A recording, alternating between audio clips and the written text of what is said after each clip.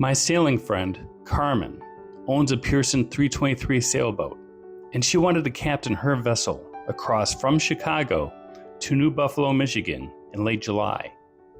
I volunteered to crew, and we ended up double-handing. We departed after some weather delays on a Sunday and returned the following day, but not without some adventure, anxiety, laughing, learning, and appreciating. We saw glorious skies filled with colors and clouds. I learned to fly the DJI mini drone. We dodged thunderstorms and dealt with extreme heat. We saw hundreds of birds offshore, beating the heat by resting in the lake. We could only see the Chicago skyline after closing within 4 miles of the coast due to a thick haze. We evaded a collision with a barge and felt our way back to Jackson Park Harbor. All right, it's 3:35 in the morning in Chicago, Jackson Park Harbor, and we are gearing up to head out to New Buffalo this morning in light air. Should be light winds this morning. There is a thunderstorm to our south. But anyway, it's always good to get out of the water. I took a day off tomorrow from work so I can enjoy a trip across the lake to New Buffalo and back.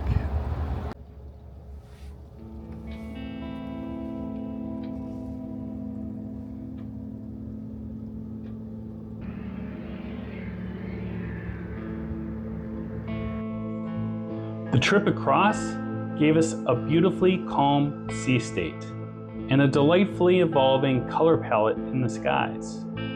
Wind? It did not give, and I wish I could tell you about the adventurous and skillful sail we set upon. Instead, we motor sailed for about 7 hours. But before we knew it, New Buffalo was on our horizon. We could tell we were on track by the location of this large cooling tower of Michigan City, south of our destination. The mouth of New Buffalo Harbor opens to the southwest and can usually be spotted by the boat traffic it supports.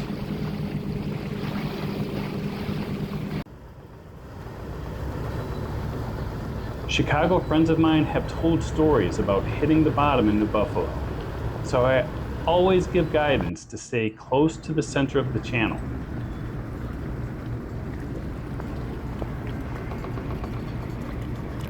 The transient marina is easy to spot, opposite the beach access bridge at the extreme eastern side of the main channel, and the assigned docks are super easy to identify and navigate to.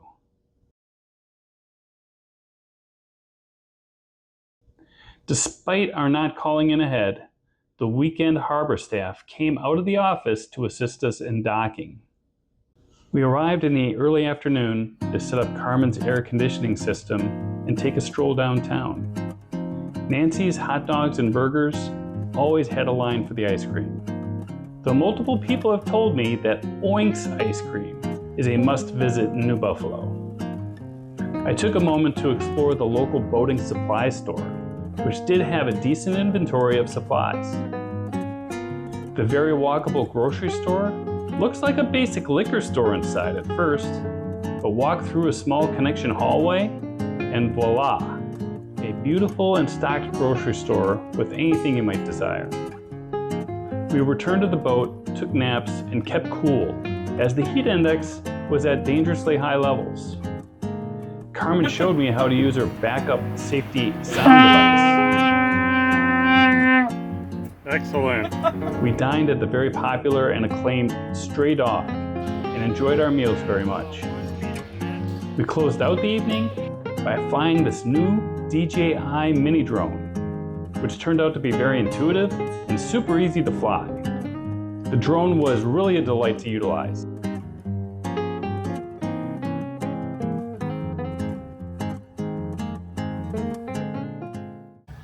All right, we're here in the marina, New Buffalo, and it's about an hour before sunrise.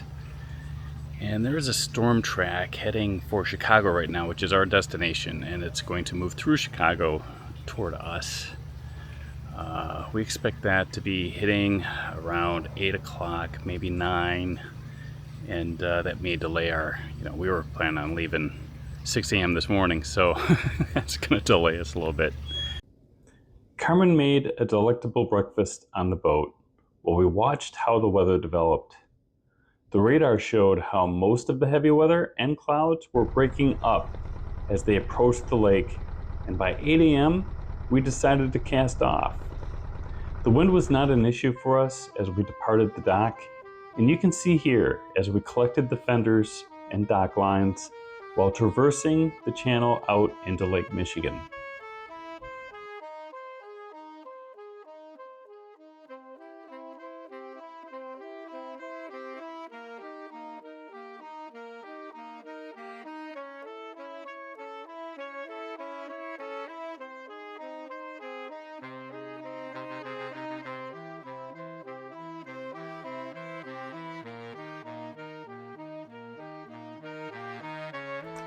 We can see ahead of us the approaching cloud line that we had been tracking on the weather radar.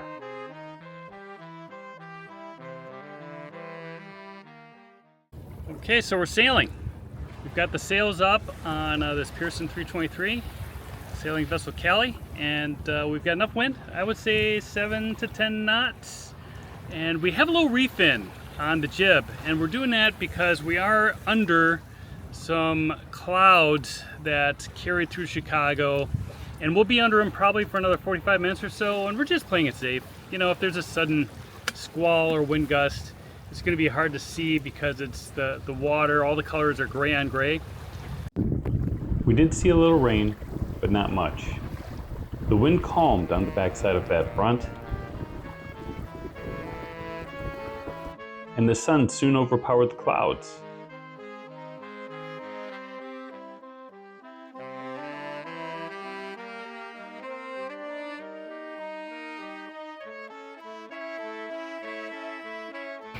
We turned on the engine as the wind died down.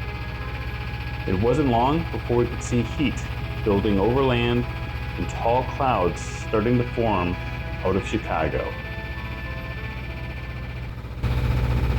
So that big cloud in front of us is starting to look a little bit like a thunderhead, which is not great. We're heading right for Chicago, and we're hoping to defeat the possibility of like bad weather. So that might make things exciting. We are double reefed on the main and a sliver of the jib out. We're under motor with light winds out here, and we, given the heat conditions, we just want to get back relatively sooner rather than later. South Shore, Alpha, Roosevelt, Bowman, and Calumet. So we got a severe weather warning. Move to an interior room on the lowest floor of the building. This is no weather radio, KW 039 Chicago. A severe thunderstorm warning remains in effect until 1:30 p.m. for East Central Cook County. Hyde Park, South Chicago, South Shore, Alpha, Roosevelt. We learned that the big cloud delivered a significant downpour over Chicago, but fortunately, it headed southeast and out of our path. The next challenge turned out to be visibility as we approached the city. Well, it's really kind of amazing. We are about 5 miles from shore, and we cannot see a thing. We can't see the city skyline.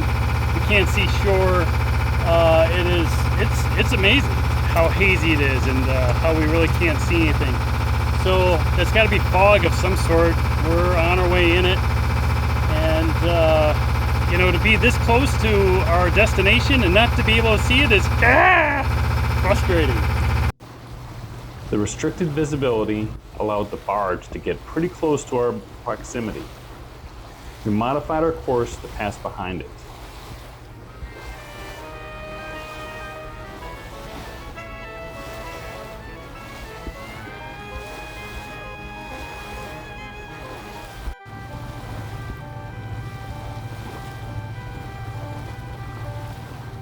You can see one of the working water purification cribs in front of us now, and some buildings are starting to materialize on the horizon. Through the mist up ahead are high rises of Chicago.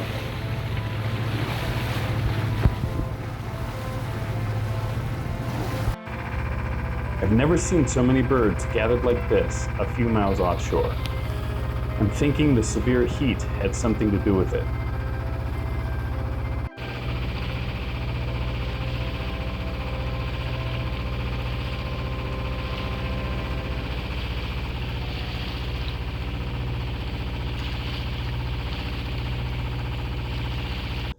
I took this neat time lapse as we came through the haze and into a sunny and extremely heat-affected Jackson Park Harbor.